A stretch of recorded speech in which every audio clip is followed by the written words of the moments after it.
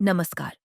आज हम बात करने जा रहे हैं उस पर्व की जो सिर्फ एक त्योहार नहीं बल्कि सूर्य, प्रकृति और मानव जीवन के गहरे संबंध का उत्सव है, मकर संक्रांति।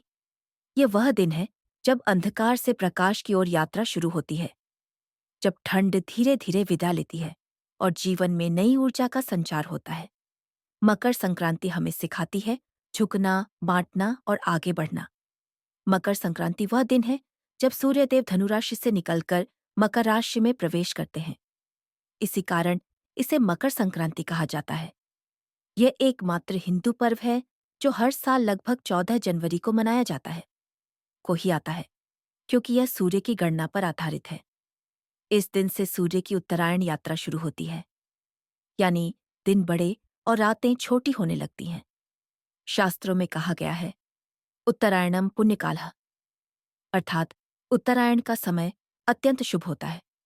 महाभारत में भीष्म पितामह ने इसी उत्तरायण काल में देह त्याग किया था, क्योंकि यह मोक्ष प्रदान करने वाला समय माना जाता है। ऐसा विश्वास है कि इस काल में किए गए दान, जप, तप, स्नान 100 गुना फल देते हैं। यह समय आत्मा को ऊपर उठाने का और पुराने कर्मों से मुक्त होने का अवसर देता है। पौराणिक मान्यता के अनुसार इसी दिन सूर्यदेव अपने पुत्र शनिदेव से मिलने जाते हैं।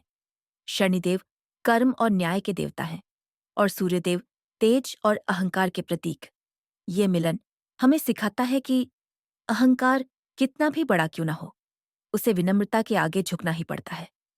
इसी कारण इस दिन तिल और गुड़ का दान किया जाता है, ताकि जीवन की कड़वाहट खत्म हो और रिश्तों में मिठास बनी रहे। तिल को शुद्धता का प्रतीक माना गया है और गुड़ मिठास का। मकर संक्रांति को तिल संक्रांति भी कहते हैं। भारत में ये पर्व अलग अलग नामों से मनाया जाता है। उत्तर भारत मकर संक्रांति, गुजरात उत्तरायण, पतंग उत्सव पंजाब, लोहड़ी तमिलनाडु, पोंगल आंध्र कर्नाटक, संक्रांति बिहार, खिचड़ी पर्व। हर जगह परंपरा अलग, लेकिन भावना एक, कृतज्ञता और उत्सव। इस दिन प्रातःकाल गंगा या पवित्र जल से स्नान, सूर्य देव को जल अर्पण, तिल, गुड़, अन्न, वस्त्र का दान गरीब। विशेष मंत्र ओम सूर्याय नमः कम से कम 108 बार जप करें। यह आत्मबल और सकारात्मकता बढ़ाता है।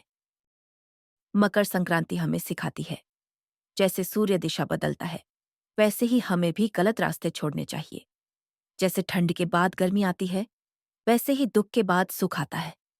यदि आज जीवन में अंधकार है, तो समझ लीजिए उत्तरायण शुरू हो चुका है।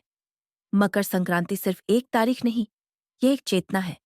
ये हमें जोड़ती है प्रकृति से, परिवार से और स्वयं से। इस मकर संक्रांति पर संकल्प लें, अहंकार त्यागेंगे, प्रेम बांटेंगे, सत्य के मार्ग पर चलेंगे। सभी को मकर संक्रांति की हार्दिक शुभकामनाएं। अगर यह संदेश आपके दिल को छू गया हो, तो इसे आगे जरूर साझा करें।